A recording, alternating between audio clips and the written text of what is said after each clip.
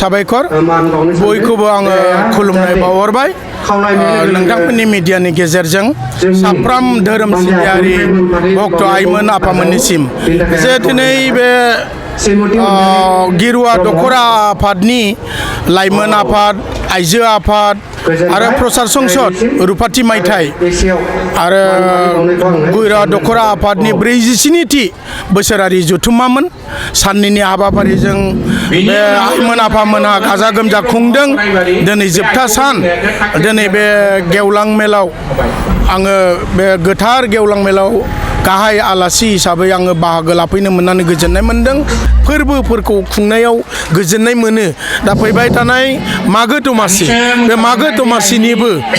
आङो बयनिसिमबो हामग्लायनाय बावहरनानै आंनि बुंनायखौ एसेयावनो फोजोबबाय खुलुमबाय फैयै फैयै जोंनि गिरुवा आन्चलिक ब्रह्म धोरोम आफादा बैसोआ 47 बोसोर जाफैबाय दा बे जानायाव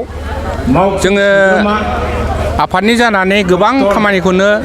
मावनो नाजाबोदोंब्लाबो नाथाय माखासे खामानिफ्रा जोंहा दा जाफुंसारनो हायाखै दा बे बेलायाव जोङो बिखेखै बुंनो थाङोब्ला जे जोङो सोलोंथाइनि बागै जों बांसिन माने गोख्रोङै नाजाबाय थादों नाथाय जों खामानिखौ दासिमबो एसेबां गोख्रोङै जाफुंसार खालामनो हायाखै आरो दा आसा थिदों जोङो इयुनाव बे हाबाफारिखौ जोङो आन्चलिक आफादनि लाइमोन आफाद आइजो आफाद प्रसार संसद गाहाय आफाद बे मोनब्रैजों लोगो नांनानै मावफुंनो जोङो नाजागोन जों बेखौनो बुंनांगोन जा जोङो आगुनि जों जायफोर जोंहा बिबानगिरि दङमोन बे आगुनि बिबानगिरिफ्रा गोबां बिथांमोननि बिहोमानि गेजेरजों बा मावसोमना गालांनायनि गेजेरजों बिथांमोनहा मावलांदों दा बिथांमोन मावलांनायखौसो जोङो खामानियाव जाफुंहोनो थाखाय जोङो नाजागासिनो दङ आरो दा आसा खालामदों निसय बयनिबो जुदि अननाय मोनोब्ला जों बे खामानिखौ मावफुंनो हागोन आरो बे बाथ्रानि सायाव आं बेखौनो बुंनो लुगैदों गमामायैनो बाबा कालिचरण गुरुदेबआ जाय थांखिखौ लानानै बर'फोरनि गेजेराव ब्रह्म धोरोमखौ फोसावदोंमोन बे फोसावनाय हाबाफारिया गमामायैनो जाफुंसारदों आरो इयुनाव जोंनि गासै रायजो राजाफोरनि हेफाजाबजों बियो जौगानायनिफ्राय जौगालांबाय थागोन होननानै जोङो मिजिंथिनो हायो आरो इसोरनि खाथियाव गिबि गिबियावनो आङो आरज गाबो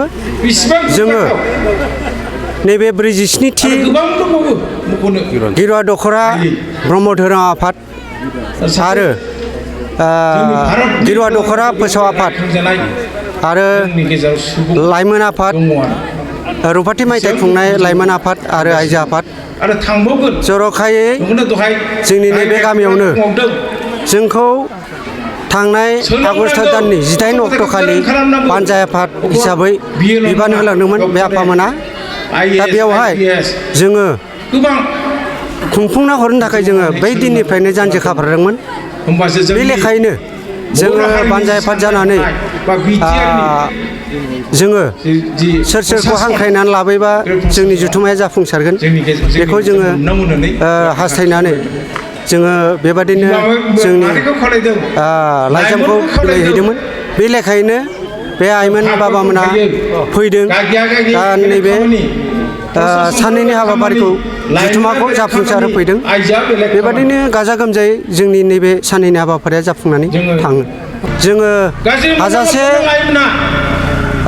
बानजायनाय मोनदों राहानि बेलायावनो होन मावनाय दांनायावनो होन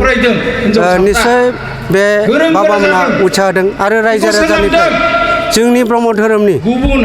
जोंनि गिरुवा दखरा ब्रह्म धोरोमनि सिङाव गासैबो प्राइमारिफोरा जोंनि खावलायनाय मथे मुवा बेसादफोरखौ थोजासे होफैदों बेनि थाखाय आङो गासैनिसिमबो साबायखर बावो आफादगिरि जानानै धोरोमनि बिथिङावथ' बहुत मोजां जौगादों जों दावखोनाय मोनदों गावखौनो गाव जोंनि दा मानसि जों ओंखारनाय नुनाय मोनदों जेनेबा फैदों जोंनि थाखायबा बिराद बाख्नायथाव आरो